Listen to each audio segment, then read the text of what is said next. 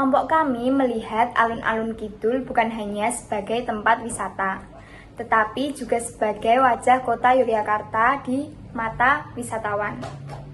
Sayangnya, kebiasaan membuang sampah sembarangan masih sering terjadi dan memberikan kesan buruk terhadap budaya masyarakat kita.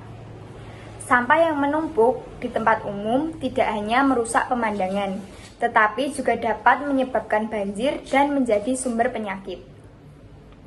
Sebagai bagian dari komunitas akademik, kelompok kami ingin berkontribusi melalui pendekatan service learning.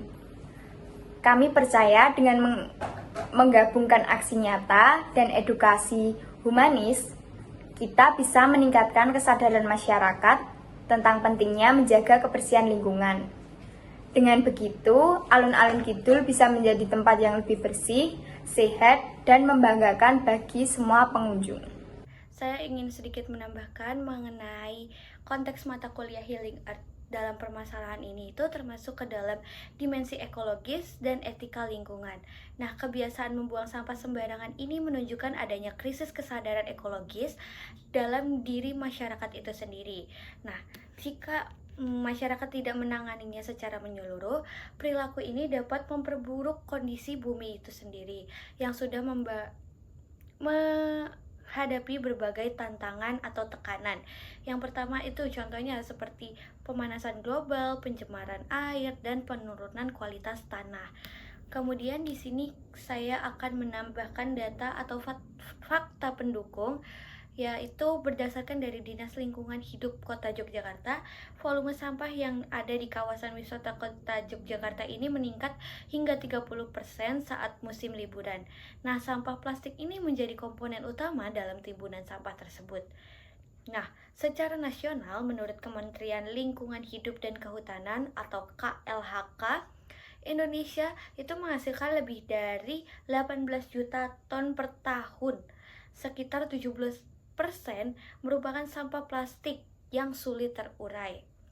Nah, kemudian alasan kami memilih lokasi alun-alun Kidul itu sendiri karena tempat ini merupakan ikon wisata Yogyakarta yang ramai dikunjungi oleh wisatawan lokal maupun luar daerah. Nah, kepadatan penduduk yang tinggi berbanding terbalik dengan kesadaran lingkungan yang masih rendah, sehingga menjadi tempat yang relevan untuk kami untuk menerapkan program edukasi serta aksi nyata dalam pengelolaan sampah.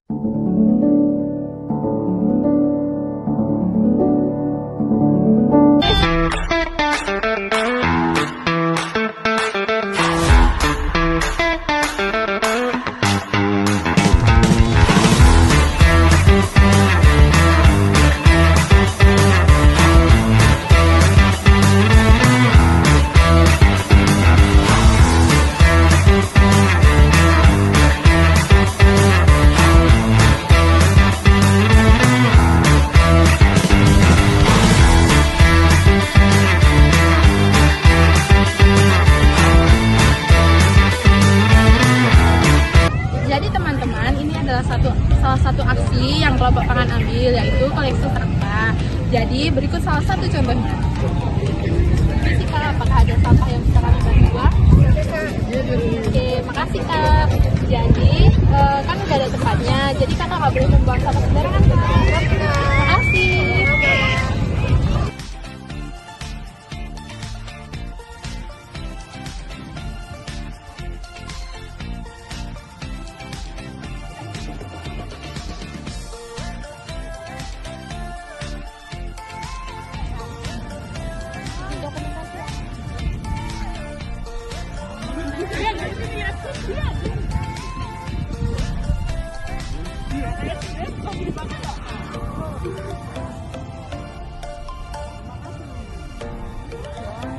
Sama di tempatnya ya Kak. Terima kasih.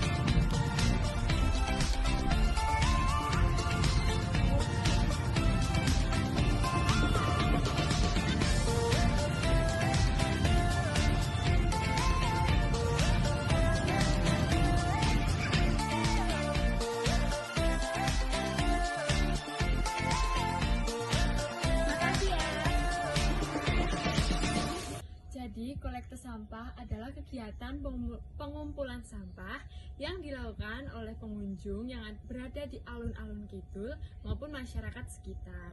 Kami menggunakan tenggok sebagai wadah untuk mengumpulkan sampah. Dengan membawa tenggok, kami mengitari area alun-alun kidul, mengunjungi para pengunjung yang sudah selesai makan. Setelah mereka selesai makan, pasti di depannya, pada saat mereka duduk, di depannya itu ada sampah.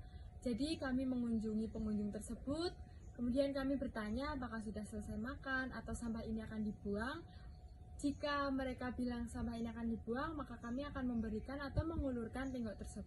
Dan mereka sendiri yang akan memasukkan sampah tersebut ke dalam tenggok.